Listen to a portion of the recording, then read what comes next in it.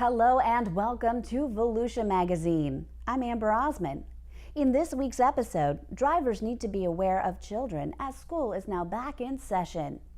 New Smyrna Beach is teeming with construction projects. Reptiles are slithering into the Ocean Center, and it's time to clean up our beaches. Plus, Joanne Magley talks with Angela Daniels, marketing manager at the Ocean Center. Those segments and more coming right up on Volusia Magazine. I hope you stay tuned.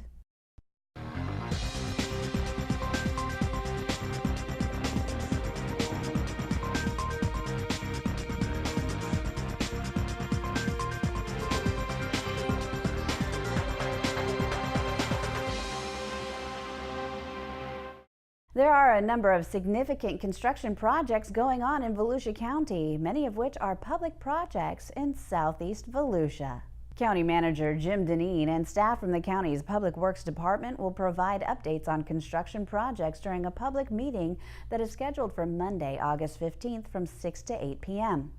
The meeting will take place at the Brannon Center, which is at 105 South Riverside Drive in New Smyrna Beach. District 3 County Council member Deb Denny's will also be in attendance. The public presentation is a way for the community to get an update on all of the projects going on.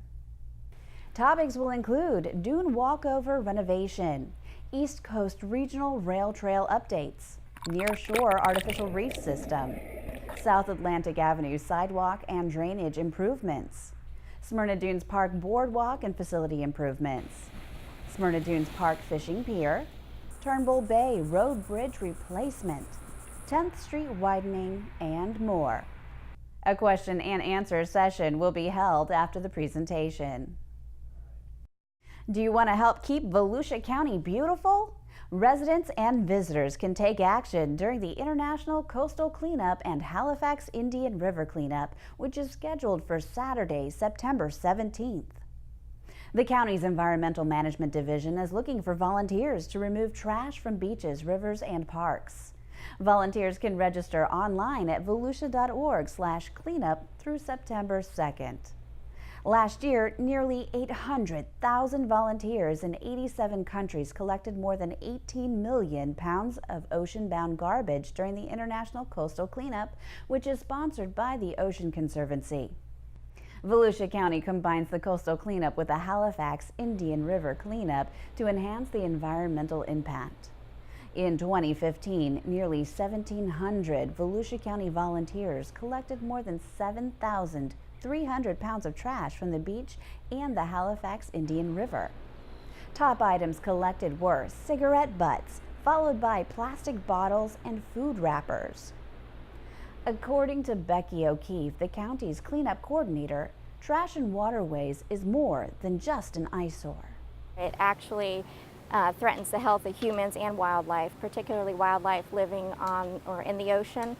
It isn't just the trash that is deposited near the ocean, it's trash that's deposited miles away, and it could get into a storm drain, for example, and our storm drains lead to our waterways, which could ultimately lead to our oceans. 20 cleanup sites are designated from Ormond by the Sea to Oak Hill. But if you have a large group of volunteers, you can arrange for a private cleanup location. Last year, Volusia County had 1,683 volunteers clean up over 7,700 pounds of trash. This event makes me proud every year, not only as the cleanup coordinator, but also as a Volusia County resident. I love seeing people come together and clean up the trash around our waterways. Some river locations have boat launches where you can bring a kayak, paddleboard, canoe, or motorboat to access hard-to-reach coastlines.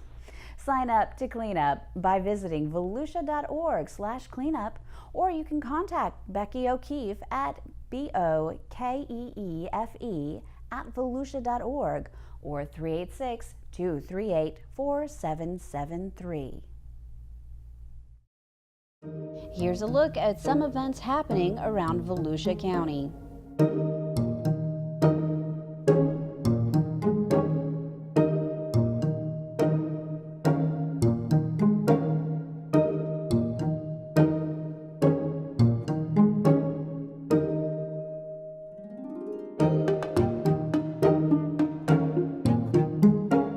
For more events and county news, visit volusia.org.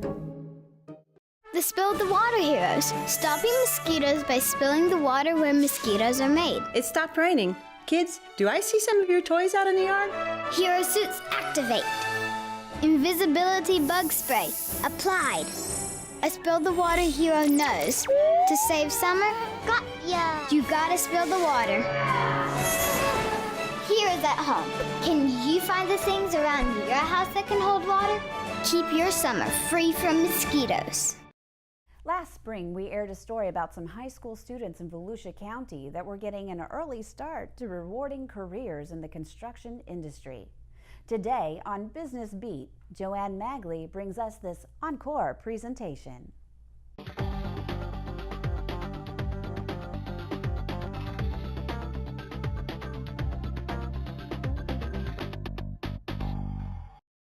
Brandon Shriver is a senior at DeLand High School. After his junior year, like many students, he got a summer job. But unlike many students, Brandon's summer job is actually an apprentice program in the construction industry. Brandon is enrolled in the Academy of Construction Technologies, called ACT for short. He chose to specialize in heating and cooling. Everyone's going to need air conditioning. In our society, it's either going to be too hot, they need to cool off, or too cold, they're going to need to heat up. ACT is in place at DeLand, Seabreeze, and New Smyrna Beach high schools, and will be at Taylor High School in Pearson in 2016-2017. Rick Hervey is the ACT instructor and has been teaching the tools of the trade to students since 1999. What this does is it allows kids to have a choice, a career path that they can decide what they want to do as a junior, where these jobs today, you have to be 18 years old or a graduating senior to get out there. The ACT program is unique that allows students to go out at 16 years old, to go out into an 18 and above workforce because we have a waiver from the state. So a kid can go out and find out if he wants to be an electrician during the summer, if he wants to be a mason, if he wants to be a carpenter, if he wants to do air conditioning work during the summer. At 16, find out if that's something he really wants to do, while at the same time making $3,000 each summer. Students sign up for the program in the fall of their junior year. In the spring, they're teamed up with a contractor through the ACT job fair. Once school is out, the summer job begins. The idea is that they would hopefully go back to that same company, but it's not mandatory. And then those students, unlike all the other seniors, they have a career path that they know where they're going to be working right out of high school. And I have kids that are going to college. They're doing the ACT program because their mom and dads told them they need to make some money before we go to college. What quicker, faster, better way, and to put on their resume that they worked out in the real world in construction. Bob Fitzsimmons is the immediate past president of the Volusia Building Industry Association and the president of Gallery Homes of DeLand. I try to attend all the board meetings for ACT, and I talk to different vendors and subcontractors here in Volusia County to get them involved so that they will hire the young students that Rick Hervey and the other construction academies deliver through ACT. It's new workforce for us, so that's my role. Bob says the big advantage for the construction industry is getting young people who want to be plumbers, air conditioning contractors, general contractors, or building contractors, and having them learn from the very beginning what's important to each of those fields. Today, more than ever, the industry's coming back, building activity is picking up, and we have just gone through the Great Recession. 80% of our workforce went and found something else to do. So currently, whether you're an electrician, a plumber, air conditioning contractor, a builder, a mason, a carpenter, your workforce is an aging workforce. And we need to replenish that workforce. We need to build that workforce to meet the demands of the future. We can't meet those demands today with the workforce that we have. Instructor Hervey says his reward is seeing his former ACT students in action. One of the things I think is exciting is when I stop at racetrack in the morning, early in the morning, I'm away going somewhere, and I'll run into one of my students. It's been 7-8 years since I've had them, and they want to come up to me and say, guess where I'm working? I'm an electrician. I'm over here doing air conditioning work. I'm over here working at this company. And to me, that is so rewarding to have those kids come up to me and tell me their success stories, kind of like a football coach finding out that somebody went pro. And that's the way I perceive it. For the Business Beat, I'm Joanne Magley. Volusia County students return to school this week, and the Volusia County Sheriff's Office urges drivers to take extra precautions in school zones. Did you know that the most dangerous time for the school zone and beyond is from 3 to 4 p.m.? That's when more school-age pedestrians are killed by motorists than any other time of day. Volusia County has more than 70 public schools. Be prepared to slow down at school zones and keep an eye out for unpredictable children. When children or crossing guards are in a crosswalk, drivers must stop at the marked stop line. When school's in session, we need to look out for our children. Slow down. Speed limits in school zones are reduced for a reason. Come to a complete stop at stop signs and check for children before proceeding. Eliminate distractions. Don't text or talk on the phone while driving in a school zone. Watch for bicycles. Many children are inexperienced and unsteady on their bikes. Choose a different route if you're not picking up or dropping off a child. Avoid a school zone if you can. We have some children who've never gone to school before. We have some parents who've never taken their children to that particular school. But always after the school year starts, people don't realize there's more children on the street at a different hour of the day. We need to be aware of that. Be careful. Learn how to share the road with school buses and pay attention to their warning lights. A yellow flashing light means the bus is preparing to stop to let kids on or off. A red light means kids are getting on or off the bus. It's illegal to pass a bus on an undivided roadway if the vehicle is stopped to load or unload children. If the highway is divided by a raised barrier or an unpaved median at least 5 feet wide, you do not have to stop if you're moving in the opposite direction of the bus. Do you have any teen drivers in your home? Have a good talk with them. Car crashes are the leading cause of death for teens in the United States, and nearly 1 in 4 fatal crashes involving teen drivers occur during the after-school hours of 3 to 7 p.m. The Volusia County Sheriff's Office offers a teen driving challenge that trains teenage drivers to avoid deadly traffic crashes. For more information about this 8-hour course, you can visit volusiasheriff.org. Some cold-blooded fun is creeping into the Ocean Center. The National Reptile Breeders Expo is the largest reptile meeting in the world, and it returns to the Ocean Center August 20th and 21st. Visitors can see hundreds of captive-born snakes, spiders, lizards, amphibians, and turtles, along with herpetology memorabilia, books, and supplies. Bring the kids and grandkids out so you'll see lizards, snakes, turtles, and all kinds of other creatures, and they do have an art show, and they do have exhibitors there. Tickets are $15, and children 6 and under are admitted free. For more information, visit reptilebreedersexpo.com. Today on Solutions for Your Life, we get more practical information for you and your family from the Volusia County Extension Service.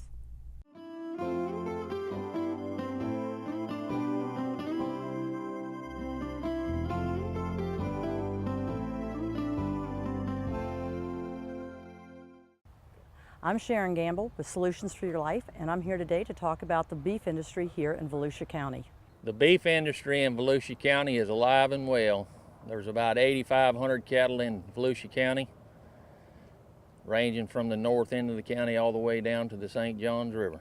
It just brings to mind that this wonderful agricultural industry that we have here in Volusia County and surrounding areas that so many people today just don't really know a whole lot about. In Florida, we're known as a cow-calf state. That is, we produce the cows, we have a bull, and we produce the calves. But because we excel in abundant, low-quality grasses, we use those grasses to feed the cattle. Then we move the calves out to the richer wheat fields in the Midwest. And then they're moved into the feedlots and fed, and then they come back to us in way of the grocery store. So, you know, when you want to know about the cattle industry, it all starts right here with us in Volusia County and surrounding areas. What a lot of people aren't aware of is the cattle industry in the United States actually started in Florida when the first cattle were brought in with the Spaniards. Cattle moved out from there across the United States, but we have a 500-year-old history of cattle production in this state. The most important thing people need to know about beef that we produce today is it's a very safe product, it's a very wholesome product.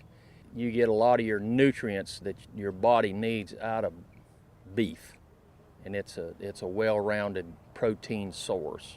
For more information about the beef industry in the state of Florida, you're welcome to call the Volusia County Agricultural Center, and we'll be happy to provide you with the information or to direct you to places where there's really good information that can be had. We work hand in hand with the Florida Cattlemen's Association, and they are just a wonderful resource where we work together to produce and promote quality meat for Volusia County and the surrounding area. With Solutions for Your Life, I'm Sharon Gamble. The Volusia County Library System has more than just books. Here's a look at upcoming programs at our branches.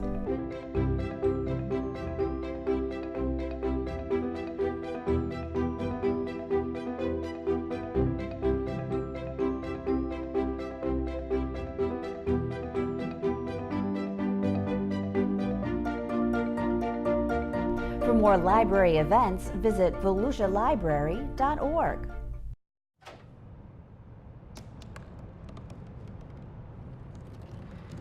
They said I couldn't dream. Called me a piece of trash and swore that's all I'd ever be.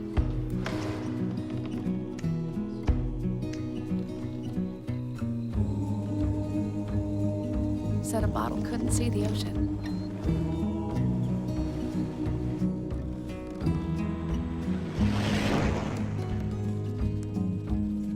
Give up. Go back to the dumpster. But I didn't listen. I made my way.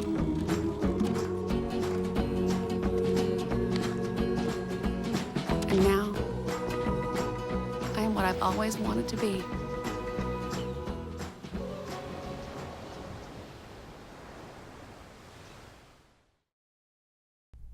It's time to go into the studio and join the Director of Community Information, Joanne Magley, and her guest, the Marketing Manager for the Ocean Center, Angela Daniels. Thanks, Amber. Well, the county's Ocean Center has been booming this summer, and in the past few years, the number of events held at the county-run convention center keeps going up, and that's important for our local economy. So with us in the studio for an update is Ocean Center Marketing and Sales Director Angela Daniels. Hi, Angela. Joanne, how are you doing? Good, thanks for being here. So let's start off with an overview of the types of events that come to the Ocean Center, because it's really a versatile facility. It is, and we're very fortunate because obviously we're right across from the Atlantic Ocean, and what convention center would not want that? But our space, we're unique in that we have an arena. Most convention centers do not have an arena, and we can hold rallies, concerts, sporting events, but we also can do 1,000 banquet in the arena. Also, we have our exhibit hall, which is 93,000 square feet of space, and that's great because we can hold about 500 10-by-10 booths in that area. And you also have smaller meeting space, and you mentioned the ballroom as well, so you can have smaller types of events there, but you can also have really large events. Well, we can. There's sometimes when we've got something going on in every inch of the building. The meeting rooms are great because they provide those breakout sessions when a group might need individual workshops or breakout sessions. But we also do smaller catering events in those rooms also. And then the ballroom primarily is utilized for those local catering events that we do so well with. So let's focus right now on the large conventions. Why is the convention market so important to the Ocean Center and to the community? Well, part of our mission statement obviously is to provide economic impact for the area, and we do that first off by providing room nights, and room nights generate bed tax. But also you've got to look at the attendees. They're eating in our restaurants, they're shopping, they're using our airport. So there's a lot of varied economic impact, providing jobs, so that those events that we do spread out all over the spectrum for the area. And when you mention the room nights, the conventions are here typically for longer periods of time versus let's say, a consumer event where they're day events that probably just attract local people? They are, and that's, you know, we typically try to attract those events that are 2 or 3 day expos or conventions or trade shows. And your consumer shows obviously are weekend events where you might get people from Central Florida to attend. Sure, they're just not staying the night. Right. Let's talk a little bit about the budget, because you have to be really careful to you have to pay the expenses for the Ocean Center, but at the same time you want to make it an attractive facility for people to do business in. We do, and I think our rental rates are very fair. We rarely get, you know, feedback saying they're too expensive. We do try to get that rental, but we make revenue other sources because Spectra, we get a percentage of what business they do. Plus we have miscellaneous expenses, but we've been increasing the revenue every year, so that is good. Obviously, we want to continue to meet our budget and stay in the black. All right, so where are we this year in terms of events compared to where we were last year? I would say on number of events, we're probably neck and neck. We are up in revenue. One thing that I've noticed this year versus last year, there's a lot of interest in short-term business, especially consumer business. The Jurassic Quest, as we were speaking of earlier, was a short-term piece of business, and there were over 10,000 attendees. So I'm seeing a stronger interest in that. So that number can change, but I think that's obviously a good sign. Not only are we getting the long-term business, but we're filling those gaps with short-term business. So you work really closely with the Convention and Visitors Bureau, and they allocate a portion of their budget to help the Ocean Center. So what do you do with that money that you get from the CVB? How do you allocate that marketing money? And I can say we're very fortunate to receive that funding. Most destinations and convention centers do not charge rental, and those promotional funds go to offset the rental. So for us to have that fund, it's been attractive to those clients that maybe would not be able to come to our area. And what it's all based on is room nights. So they have to meet a certain criteria. They have to prove the documentation after the event's over, and then we allocate the funds after the event. One of the challenges that we have spoken about a lot in the past is the number of convention-style hotels in close proximity to the Ocean Center, but recently there have been some new hotels coming up that will help you book more clients. So why is a convention-style hotel so important for your convention goers? Well, most meeting planners and attendees, they want hotels in walking distance. I mean, it's really hard to convince them unless they just have transportation built in. They want to be able to walk freely back and forth in a short distance.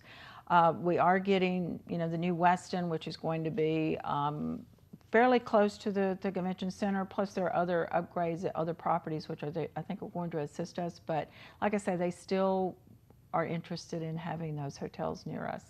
And is there any update on the latest progress with some of those new hotels? I know the Westin met with one of their staff members last week, and they're looking at quoting rooms starting July 2017. So I'm thinking spring of 2017 they'll be open, and that's going to be a great product for our area, and it will really, you know, increase our standards here. And there's a lot of properties that are renovating right now and going through refurbishment. So it's really a good sign. And it's really good for us, for our attendees, and for the entire area. And in addition to the hotels, there is so much going on in the Daytona Beach area. We have the Daytona 1 project across the street from Daytona International Speedway, which is going to be a big attraction for people coming into the area. The Tanger Outlet Malls, which is, again, shopping, that people like to come to a destination that has a lot of shopping. Right. You know, we have to mention JetBlue, the new nonstop service to New York. So how do you use all of this information when you're trying to attract meeting planners to choose the Ocean Center? Well, first of all, it gives us a reason to reach out to them and communicate to them. And the meeting planners always want to know the vitality of the community from a redevelopment standpoint. And we even have a brochure that really looks at all of that we send out to the planners. And it's important for them to know what there is to do in the area. And the Outlet Mall and Daytona 1 and all those things not only gives us a reason to talk to the planners, but also when they get here. I mean, it adds those amenities, which is great. And because as you have the beach across the street, obviously that's a great attraction, but people want something else to do on their off time when they do. When they come in. They do. And you know, when you think about it, if they're here for convention, the likelihood of them coming back for just a leisure vacation. Right. So if there's plenty to do, they enjoy it, they'll probably come back if they have a good experience. And we also need to mention the association business. That's a good pool for conventions that you target.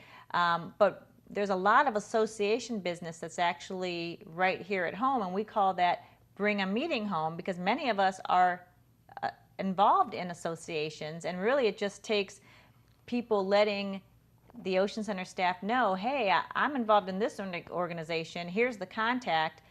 Maybe you can contact them about bringing their association meeting to the Ocean Center. Absolutely, and the Bring the Meeting Home, the brainchild of our friend Dave Byron, but it's been very successful.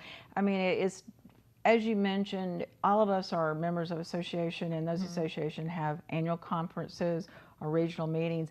Give us a call, give me a call, send me an email. We do all the legwork. We'll do the site visits. We'll even go make a presentation to the board. And everybody really would like to have their association have their meeting in their own backyard. And we really would appreciate just reaching out to us. So before I let you go, talk about some of the events that are coming up, whether they be notable conventions or consumer events that people might be interested in. We've got a home show coming up at the end of the month, and everybody always loves the home shows to see about those home improvements and landscaping. We've got a new event. It's called the Erie Mega Beauty Expo, and it's going to be beauty experts from around the country. They're going to be doing demonstrations and classes and stage presentations, so it'll be interesting to see. They'll have exhibitors also.